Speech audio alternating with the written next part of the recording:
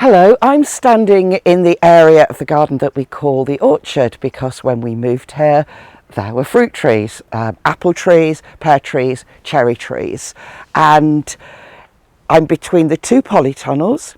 Behind me is a fruit cage. This area I made gradually, a bed at a time, when I had mulching materials, and up until this year it has almost entirely been annual planting with some perennials. I planted an area of asparagus, roses, which I use as edible plants as well as just looking nice, and other perennials such as perennial kale and walking onion, which is one of my favourite perennials, and some strawberries. But this year, once this second polytunnel went up, I decided that it's time for a rethink of this area. So I didn't plant it out with lots of annuals like I normally do.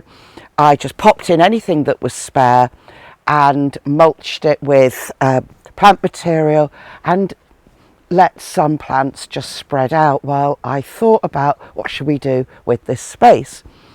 Also, the fruit trees really do need a good prune. Obviously, I will not be pruning the stone fruit, the cherry trees, in the winter time because that can cause silverleaf, but all these apple trees really need a good prune. So I thought keeping ground cover is going to make it much better this winter to protect the soil while I'm going up the ladder and pruning. So, on to what I've decided to do with this space. I've decided to make a food forest garden, so it's going to have multi-layers, which it already does to an extent, and will have more perennials because this polytunnel here, up until it was built, that was grass, so I've now got another really substantial area for growing annual crops, and perennials are great for the soil because there's virtually no disruption and they are requiring less time and maintenance. They're not no maintenance, but they do require less input than the annual veg beds. I still need it to be very productive because I'm working on a budget. My household budget is, like most people's these days, becoming smaller and smaller and smaller as prices go up. So I still want to produce as much food as possible, but I want a different environment here. Other things that I want to do is this orchard very much has straight lines, which is perfectly fine with polytunnels. They have straight sides, so I have a straight path going through them and also straight paths either side so I can access them to clean the polythene. And that makes total sense. But it would be nice to have a bit of a meander. So I'm going to have a meandering path in here.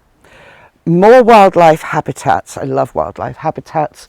Always trying to think of how to make this space super productive for us, but also a place where the wildlife can thrive.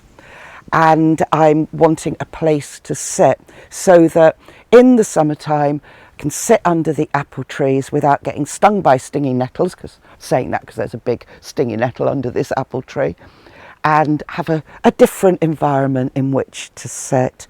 I won't be planting nut trees. Often people put those in a food forest garden. I'm not, because the squirrels will just eat them all the minute that they're ripe. And we have a lot of hazels here and they're gone. Fat squirrels take them off. And they're quite happy with all the acorns as well from the oak trees. So there'll be no nut trees here because it's just pointless. I will be planting more soft fruit, so taking cuttings from that. I've already got some cuttings that are established that I took this year and some plants I made last year. And more perennial vegetables too. So it's still very much at the planning stage, which is great because it gives me a lovely project to do in the winter time when it's cold and the days are short.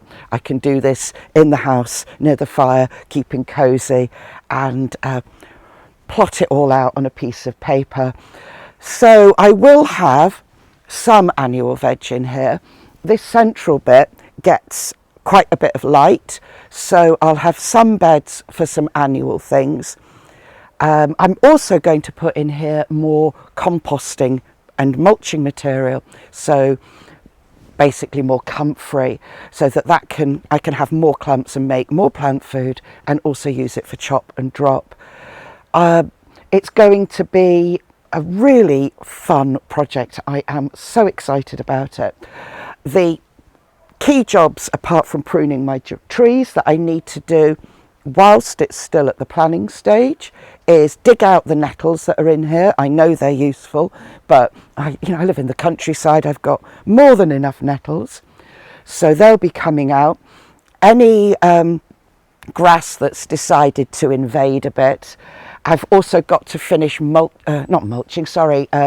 trenching the side of this polytunnel so that the polythenes are properly buried in the ground.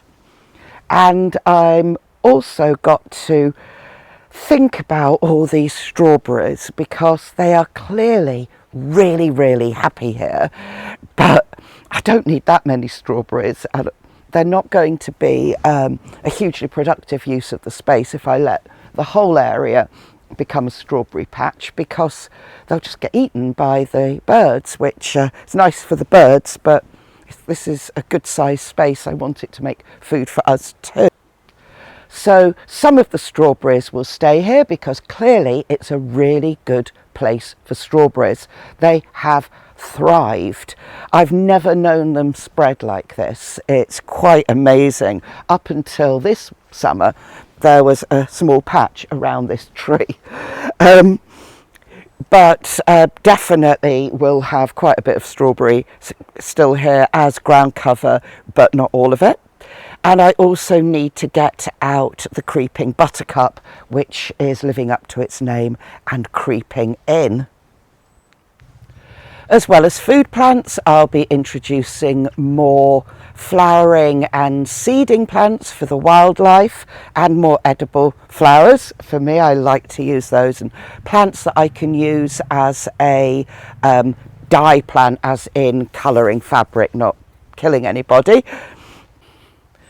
And I'm thinking about creating a few different levels with the ground here, because at the moment it's all flat, which is fine, but it would be nice to have some different levels as well. One of the very exciting things about the project is my budget, which is absolutely zero. So I've got to use plants I already have, and also cuttings from them, and what I have here in my garden at the homestead.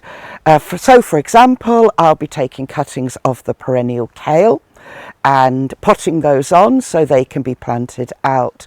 I do appreciate I'm in a really fortunate position in that I have almost about half an acre of garden, including my house footprint and that, and so there's plenty of materials here that I can use, and I've got a shredder which I've had for years, but it does mean I can take the prunings from the apple trees, shred them and make the mulches for the paths. So there is plenty here that I can use. And the exciting thing about a budget, because I'm all for accentuating the positive, so the exciting thing about not having a budget for this area is it's going to make me really inventive, and it's going to be fun working out how I can make everything I want for here out of what's already here. So I hope you'll follow along and see how this space transforms. And please keep your fingers crossed that we have some periods of dry weather here this winter. Last winter, it just rained all the time. So I do need that, because I am not going up a ladder and pruning these trees in the driving rain. And I'm just really looking forward to cracking on and making this a lovely space for us, and also for the wild creatures that live in the garden.